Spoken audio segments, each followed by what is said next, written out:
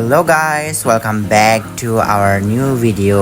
আজকে এমন একটি রেসিপি শেয়ার করতে যাচ্ছি যেটা বাংলাদেশে আদিবাসী, চাকমা, মারমা এবং বাকি যে সম্প্রদায়গুলো আছে তাদের কাছে পছন্দের তালিকায় একটি এই রেসিপি।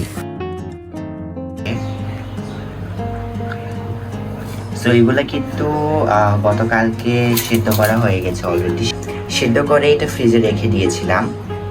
অর্ধেকটা শীতল দিয়ে রান্না করে ফেলেছি গতকালকে। তো অর্ধেক ভাজি হচ্ছে ফ্রাই করব। আর আপনারা দেখেন আমরা কিভাবে বাঁশ খাই। বাঁশ না বাঁশের বাঁশ করে রেখে কুচি করে রাখা বাঁশের কোড়লগুলোকে আগে থেকে সুন্দর করে ধুয়ে রাখা হয়েছিল।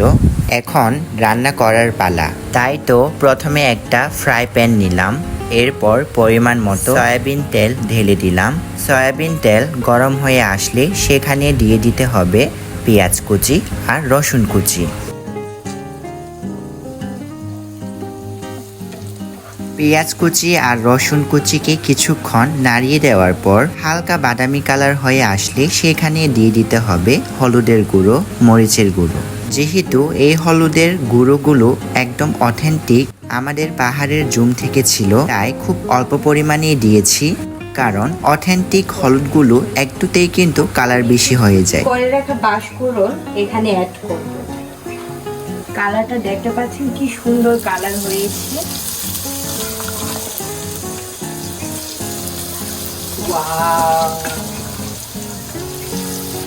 তারপর হচ্ছে পরিমাণ মতো লবণ অ্যাড করে দিব। আমরা বাঁশ কেমনে খাই, কিভাবে খাই, এটা হচ্ছে ভাজি করে খাই। আর বেসিক্যালি বাঁশকুড়োল কিন্তু অনেক রকমের রান্না করে খাওয়া যায়। তো তার মধ্যে অন্যতম হচ্ছে নাপ্পি দিয়ে যেটা সেটা, তারপরে হচ্ছে ভাজি, তারপরে কাঁকড়া, তারপরে মাংস, মানে বিভিন্ন রকমের আইটেম করে খাওয়া যায়। জীবনে আপনারা একবার হলেও টেস্ট করে দেখতে পারেন যে বাঁশকুড়োল টেস্টটা কিরকম।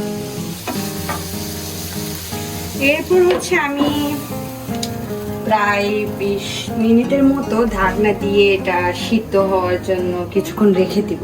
এর আগে যদিও বা সিদ্ধ করে ফেলেছি। ফিরে আসলাম 20 মিনিটের পর। আমাদের বাঁশকুড়োল ফ্রাইটা কিন্তু অলরেডি হয়ে গেছে।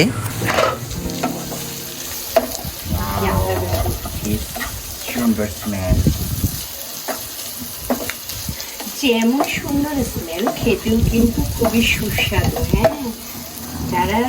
যারা জীবনে কখনোই এই বাঁশকুড়োলের ভাজা খান নাই, অবশ্যই আপনারা একবার হলেও ট্রাই করে দেখতে পারেন। কালারটা একবার দেখেন, কি সুন্দর কালার।